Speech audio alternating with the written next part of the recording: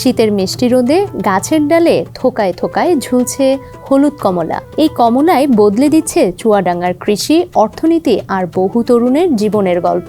জীবননগর উপজেলার মানিকপুর গ্রামের সজল আহমেদ তেমনই একজন।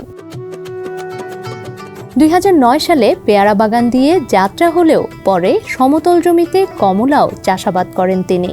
বর্তমানে তার ফল বাগানটি 139 বিঘা জায়গা জুড়ে। এর মধ্যে 197 প্রজাতির মালটা ও কমলা আছে।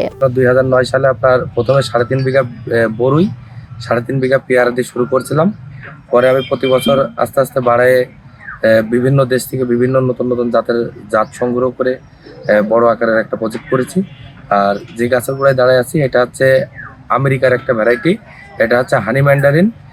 আর আমাদের কাছে আপনার টোটাল মালটা কমলার 197টা ভ্যারাইটি আছে। চুয়াডাঙ্গায় বাণিজ্যিকভাবে কমলা চাষ শুরু হয় 2016 সালের দিকে জীবননগরের নিধিকুণ্ড গ্রামে। চাষি ওমর ফারুক বন্ধুর বাড়ি থেকে আনা কমলার ডালপালা দিয়ে 2016 সালে চারা রোপণ করেন। 2 বছরের মধ্যে মেলে সফলতা। 2019 সালে পান জাতীয় পুরস্কার। তার দেখানো পথে অনেকের ভাগ্য বদলে গেছে।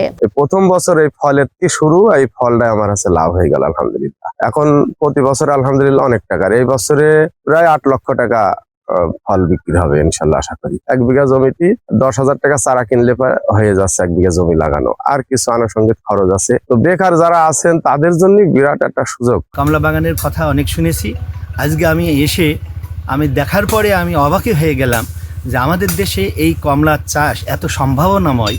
এখানে দেখার আগ পর্যন্ত কিন্তু বোঝা যাবে না, যেরকমই দর্শনীয় সেই রকমই সুস্বাদু। কৃষি বিভাগ বলছে জেলার এবছর 78 হেক্টর জমিতে বিভিন্ন জাতের কমলা চাষ হয়েছে, যেখান থেকে অন্তত 390 মেট্রিক টন কমলা উৎপাদন হয়েছে, যার বাজার মূল্য প্রায় 53 কোটি টাকা। কৃষকদেরকে যেটা পরামর্শ দিচ্ছি যে সারের পরিমিত ব্যবহার এবং সাইট্রাস ফলের ক্ষেত্রে তারা চুনের ব্যবহারটা করবে। বাইরে যে কমলাগুলো আসে সেগুলোতে আমরা একটা দেখা যাচ্ছে খেতে যে একটা মেডিসিনের একটা সেন্ট পাই, কিন্তু আমাদের এই দেশীয় কমলাগুলোতে কিন্তু এগুলো নেই। আমরা ফ্রেশটা খেতে পারছি।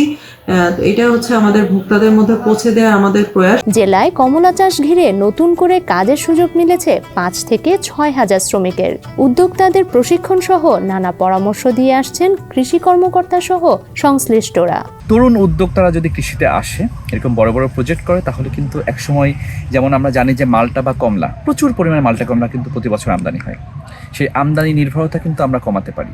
আমরা দেখেছি যে আগে কিন্তু বাইরে থেকে ফলগুলো আসতো, ফলের দোকানগুলোতে বাইরের ফলের, বিদেশি ফলের আধিক্য থাকতো। এখন কিন্তু অনেকটা চেঞ্জ হয়ে গেছে, আমাদের দেশি ফল সেখানে স্থান পেয়েছে। এক সময় সীমান্তবর্তী চুয়াডাঙ্গার গ্রামের মানুষ কাজের খোঁজে ছিল শহরমুখী। আজ সেখানে দূর দূরান্ত থেকে মানুষ আসছেন তাদের কমলা বাগান দেখতে ও সফলতার গল্প শুনতে। শুধু তাই নয়, দেশে ফলকেন্দ্রিক অ্যাগ্রো ট্যুরিজম গড়ে তোলার স্বপ্নও দেখছেন এখানকার উদ্যোক্তারা। ডেস্ক রিপোর্ট, সমকাল।